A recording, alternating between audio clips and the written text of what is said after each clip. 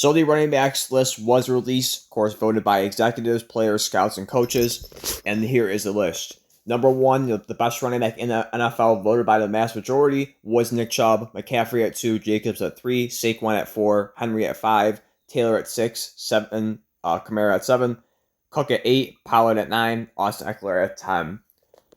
When I first saw this, I was a little bit surprised that Nick Chubb did come at number 1, though it's not the worst. I mean, I definitely agree. Nick Chubb is a top 3 running back in the NFL right now. He has been dominant since entering the league back in 2018, so I completely understand why they have him this high. If you did have to put someone at number 1, this is one of the people I don't have a problem with. That or McCaffrey. In my personal opinion, I know there's concerns going into the season because of age-wise for Derrick Henry, but I still view Derrick Henry as the number 1 running back in the NFL. And for me, it's crazy that he fell all the way to 5.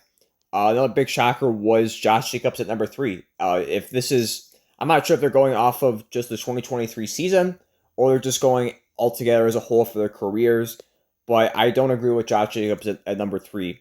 I get he led the league in rushing last year, and of course had an amazing bounce back season, especially in a contract year. But looking at 4 and 5, I would definitely take Saquon and Derrick Henry over Josh Jacobs. I mean, for me, I do prefer power backs. You just don't see that too much anymore. A lot of people want, of course, the all-around dual threat of a running back with the catching and receiving. But I do like power backs, and that's even though Josh Jacobs is that, I much prefer Saquon Barkley and Derrick Henry over Josh Jacobs at 3. Surprised he made it this far on the list. Kind of jumping back and forth. And number 2 for McCaffrey, I do agree with that, especially when he got traded to San Fran. You can make the argument when he became a 49er that he was the best running back in the NFL. You definitely can make that case. But overall, sadly, Carolina kind of dragged that down a little bit. But number 2 in the NFL is not bad. Another one that shocked me too was Jonathan Taylor over Alvin Kamara. I get Kamara the last couple of seasons has had injury concerns, but overall, I still think Kamara is a better running back than Jonathan Taylor. Along with Taylor as well, he also had a down season this year after the previous season being the Offensive Player of the Year. Of course, you can't put too much knock on him because the whole team as a whole did a horrible job. Matt Ryan failed as a Colt, not his fault entirely, but overall the whole team just took a major step back. So I don't want to put too much stock into Jonathan Taylor and say that he was a one-hit wonder. I do expect him, no doubt, to have a bounce back season.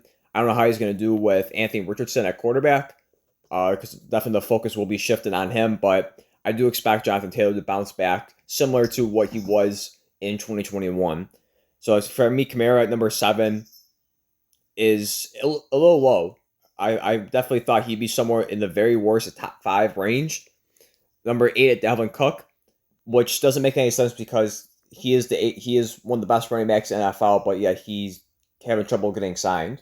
That's kind of surprising that Dalvin Cook comes at 8, but he is a free agent right now, and there's very little interest in signing him. The only team that gave him an offer sheet was my last video I did for Dalvin Cook was the Miami Dolphins, where he turned that down. We don't know what the money was, but he did turn down that contract. So, but again, it's pretty crazy that 8th best running back in the NFL is having a hard time getting signed. There was a lack of interest for that. Number 9 for Tony Pollard.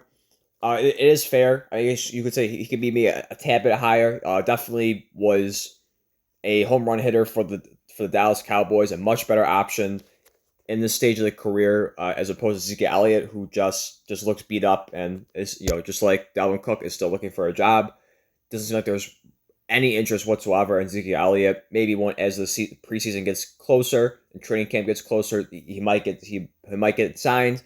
But Tony Pollard was a much better option for the Cowboys, and he's not him playing on the franchise tag. We'll see what happens after this year.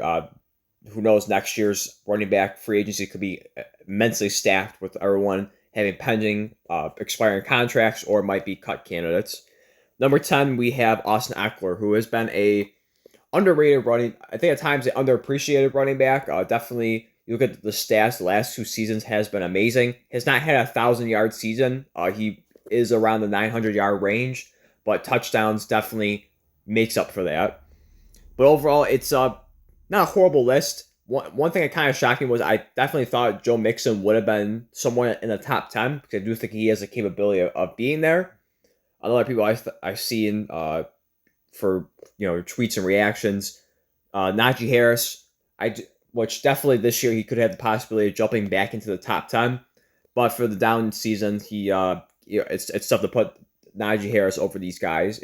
Again, I don't know what they're going off of. They're going off the 2023 season, or once again, just a career in total. So if it's going career in total, I understand that they wouldn't want to put Najee Harris on there, but at the same time, too, again, I'm very surprised that Joe Mixon didn't crack the top 10. I forgot, someone wrote the honorable mentions on a different post. I didn't see what it was exactly. I do think Najee Harris was on there. Joe Mixon was on there. But just saying how the top 10 is, overall, not horrible. I don't agree with number 1, even though I do like Nick Chubb as a running back. I would put Derrick Henry at number 1 still in the NFL. He's shown at age 29, still a dominant runner. Didn't lead the league in rushing, but over 1,500 yards rushing, double-digit touchdowns. That's still immensely good. And he definitely has a good chance of leading the league in rushing this upcoming year at age 30. I think he still should get the nod for number 1 running back in the NFL, but Nick Chubb isn't a horrible pick for number 1. And like I said, just a recap once again, Josh Jacobs at 3. I think he's a little too high. Again, he had a great season last year, but once again, can't put him over, in my opinion, can't put him over Saquon and Derrick Henry. And also, too, with Kamara at 7, I thought he would have been a tad bit higher. But again, that's just my opinion. But let me know your thoughts down below on the top 10 running backs list. If you agree with them, if you don't, who do you think should have been number 1? Let me know down below. With that being said, thank you for watching. I'll see you next one.